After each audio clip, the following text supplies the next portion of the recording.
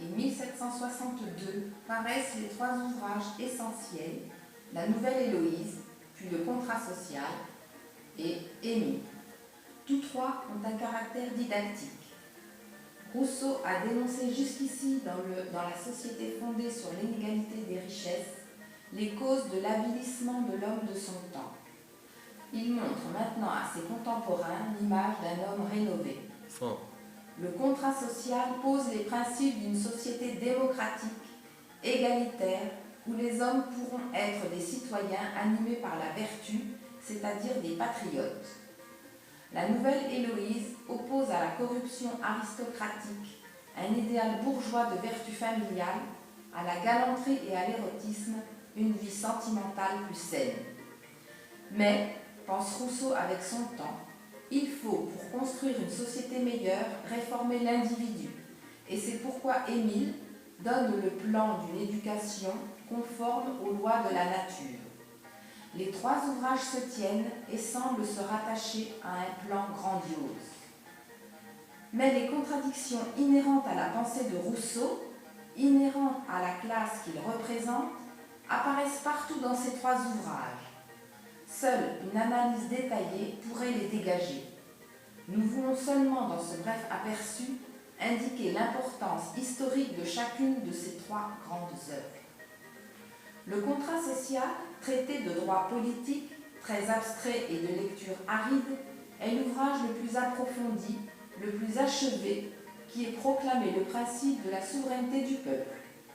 En vue d'assurer sa liberté, chaque citoyen met sa personne sous la suprême direction de la volonté générale, qui n'est que l'expression de la volonté du peuple. Et Rousseau distingue le souverain, c'est-à-dire la volonté générale, du gouvernement, qui se charge de faire exécuter les lois. Ici commencent les difficultés, car Rousseau reste dans le cadre de la pensée bourgeoise. Il n'envisage pas la suppression de la propriété privée. Il y aura donc des riches et des pauvres, et comment empêcher les riches de mettre la main sur le gouvernement et de violer la volonté générale? Problème insoluble pour la pensée bourgeoise, et Rousseau ne s'en tire que par des utopies. Il prône l'égalité des fortunes et des lois contre le luxe qui entraveront le développement de l'industrie et du commerce. Pressentant l'impuissance de tous ces moyens, il a recours pour finir à une religion d'État pour consolider son édifice. Aucun livre n'a exercé plus d'influence sur les Jacobins. Il a été pour eux un manuel de vertu révolutionnaire, d'esprit civique, en un mot de patriotisme. Rien de plus éloigné du cosmopolitisme que la pensée de Rousseau. C'est dans le contrat social que l'on voit le plus clairement lié, avant 89, le patriotisme et l'esprit républicain. D'autre part, Rousseau, en affirmant que pour défendre la liberté, le souverain a un pouvoir sans limite, puisque tous les citoyens lui remettent tous leurs droits, a enseigné aux Jacobins le principe de la terreur révolutionnaire. Enfin, la religion civique du contrat social a inspiré Robespierre pour la fondation du culte de l'être suprême. Le traité de pédagogie Émile a joué un rôle progressiste, surtout si l'on compare les idées de Rousseau à l'enseignement tel qu'il était pratiqué dans les collèges de son temps, qui pour l'essentiel ont été aux mains des jésuites jusqu'à leur expulsion. 1762. Rousseau, à l'exemple des grands humanistes de la Renaissance, revendique le développement total de la personne humaine, physique aussi bien que morale, un enseignement concret où l'observation directe des choses doit remplacer le plus possible l'enseignement par les livres, où les sciences auront un rôle essentiel, où la pratique doit se mêler à la théorie. Émile apprend un métier manuel, car nous approchons de l'état de crise et du siècle des révolutions, et aucune condition sociale ne sera plus stable. À la base de cette pédagogie est le principe qu'il faut développer la personnalité de l'enfant, respecter ce que la nature a déposé de bon en lui, écarter de lui tout préjugé, toute tradition qui n'est pas fondée sur la raison. Il faut en un mot faire un homme capable de juger par lui-même, et cela est capital à la veille de la Révolution. Mais c'est peut-être dans Émile qu'éclatent le mieux les contradictions de la pensée de Rousseau et son caractère utopique. Utopie, d'abord, le rôle donné à la pédagogie pour former un homme nouveau, car qui formera l'homme nouveau? Pour que la pédagogie eût une valeur révolutionnaire, il faudrait d'abord éduquer les éducateurs.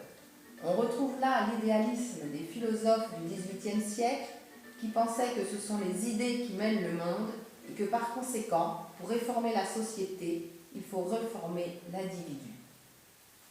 D'autre part, quel homme veut former Rousseau? Est-ce l'homme de la nature? Est-ce le citoyen du contrat social? Tout est bien sortant des mains de l'auteur des choses, tout dégénère entre les mains de l'homme. Tels sont les premiers mots d'Émile. Mais bientôt, après Rousseau, affirme « Les bonnes institutions sociales sont celles qui savent le mieux dénaturer l'homme ». Nous pensons que Rousseau est tiraillé ici entre le civisme bourgeois, qui a trouvé sa plus belle expression dans l'utopisme héroïque des Jacobins, et l'individualisme bourgeois nécessaire au développement du capitalisme fondé sur la concurrence. Rousseau exprime donc ici avec profondeur les tendances essentielles de la bourgeoisie, tendances contradictoires qu'il ne pouvait dépasser parce que ce dépassement n'est possible qu'au prolétariat moderne. De fait, Émile, qui doit devenir un citoyen, est élevé dans la solitude, en dehors de toute vie sociale, au moins jusqu'à 15 ans. Cette tendance antisociale a servi ensuite la pensée réactionnaire. Aujourd'hui encore, la bourgeoisie prend bien garde que les enfants soient éduqués dans l'ignorance de la vie sociale. D'autre part, dans son désir d'arracher Émile à l'emprise des préjugés, Rousseau le tient dans l'ignorance de la culture humaine, qui est le fruit de l'expérience des hommes en société. Émile est privé de livres jusqu'à 12 ans, et c'est seulement alors que l'on commence à développer son intelligence. À plus d'un égard, Rousseau est l'ancêtre des pédagogues, dont les méthodes soi-disant nouvelles expriment en réalité la régression culturelle de la bourgeoisie. Cette œuvre complexe a donc une influence double. Elle a inspiré les projets d'éducation progressiste des Jacobins, ceux de Lepelletier de Saint-Fargeau et de Saint-Just, mais aussi les théories réactionnaires de certains pédagogues du XIXe siècle et d'aujourd'hui.